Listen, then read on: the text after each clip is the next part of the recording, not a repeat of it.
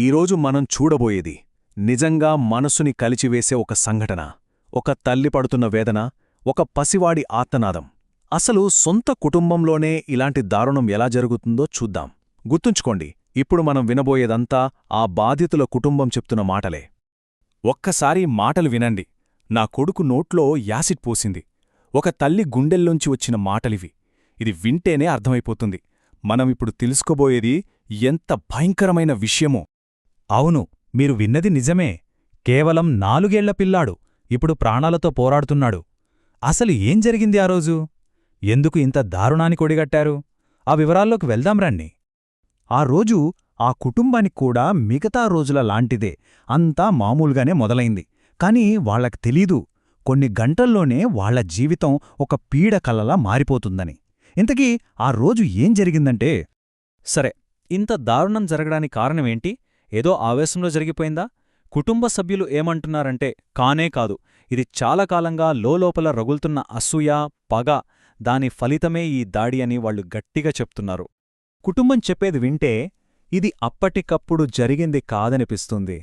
దీని వెనుక ఓ పెద్ద కథే ఉంది. గతంలో కూడా చాలా సంఘటనలు జరిగాయట. ఓసారి ఆ పిల్లాడిని ఊపిరాడకుండా చేయడానికి ప్రయత్నించారట. ఇంకోసారి టెర్రస్ మీద ప్రమాదకరంగా కూర్చోబెట్టారట. ఇవన్నీ చూస్తుంటే ఇది అనుకోకుండా జరిగింది కాదనే అనుమానాలు బలపడుతున్నాయని కుటుంబం అంటోంది. ఈ మాటలు చూడండి. అంటే మీకు వాళ్లంటేనే ఇష్టమా, అందుకే ఆయన పేరు ఏపించుకున్నారు, మా కొడుకంటే ఇష్టం లేదా? ఈ మాటల్లోనే అసలు కారణం దాగుందని కుటుంబం నమ్ముతోంది. ఆ అసూయ, ఆ పక్షపాతమనే భావనలు ఎంత బలంగా పాతుకుపోయాయో అర్థమవుతుంది గదా. సరే, ఇన్ని రోజులు ఇలా జరిగాక ఇక అందర్నీ భయభ్రాంతులకు గురిచేసిన ఆ రోజుకి వద్దాం. అస్సలు ఆ రోజు ఏం జరిగింది? కుటుంబ సభ్యులు చెప్పిన దాని ప్రకారం స్టెప్ బై స్టెప్ చూద్దాం. ఇది చెప్పడానికే చాలా కష్టంగా ఉంది. ఆడుకుంటున్న పిల్లాడిని ముందు గదిలోకి పించారట. ఆ తర్వాత చెయ్యి పట్టుకుని వంటగదిలోకి ఈడ్చుకెళ్లారట. ఇదిగో బాబాయ్, జ్యూస్ తెచ్చాడు, తాగు అని చెప్పి చేతులు వెనక్కి పట్టుకుని తల పైకి ఎత్తిమరీ ఆ యాసిడ్ను గొంతులో పోశారట. అసలు ఎంత దారుణమిది! ఇక ఈ మొత్తం ఘటనలో అందరికన్నా ముఖ్యమైన సాక్షి ఎవరంటే ఆ పసివాడే. నొప్పితో విలవిలలాడుతూ ఆ పిల్లాడు ఏం చెప్పాడో చూడండి. పిన్నియే నాకు జ్యూస్ తాగిచ్చింది, మండుతోంది, ఆమె పోసింది. ఈ మాటలు విన్నాక ఇంకేం చెప్పగలం? సో ఇక్కడ మనకు 2 కథలు కనిపిస్తున్నాయి. ఒకవైపు అత్తేమో కార్తీక్ యాసిడ్ తానే తాగాడు అంటోంది, కాని కుటుంబమేమో లేదు, ఆమెనే లాక్కెళ్ళింది, సీసీటీవీలో ఉంది, పైగా ఆ పిల్లాడే చెప్తున్నాడు కదా అని వాదిస్తోంది. ఈ రెండింటి మధ్య తేడా ఎంత స్పష్టంగా ఉందో చూడండి. దాడి అయితే జరిగింది, కాని ఆ తర్వాత ఆ పసివాడి పరిస్థితేంటి? ఆస్పత్రిలో అతను పడుతున్న నరకం. డాక్టర్లేం చెప్తున్నారు ఇప్పుడు చూద్దాం. కేవలం ఒక్క నెంబర్ 4. ఏంటి 4 అంటారా?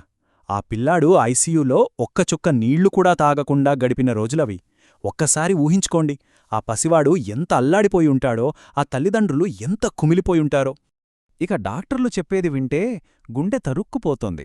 గొంతు, జీర్ణవ్యవస్థ, లోపల చాలా భాగాలు తీవ్రంగా దెబ్బతిన్నాయట. కనీసం 1 నెల రోజులు కేవలం ద్రవ పదార్థాలు మాత్రమే తీసుకోవాలన్నారు. కోలుకోవడానికి చాలా చాలా సమయం పడుతుందని వాళ్లు చెప్తున్నారు. అసలు ఒక చిన్న పిల్లాడి విషయంలో ఇంత భయంకరమైన కేసు చూడలేదని కూడా అన్నారట.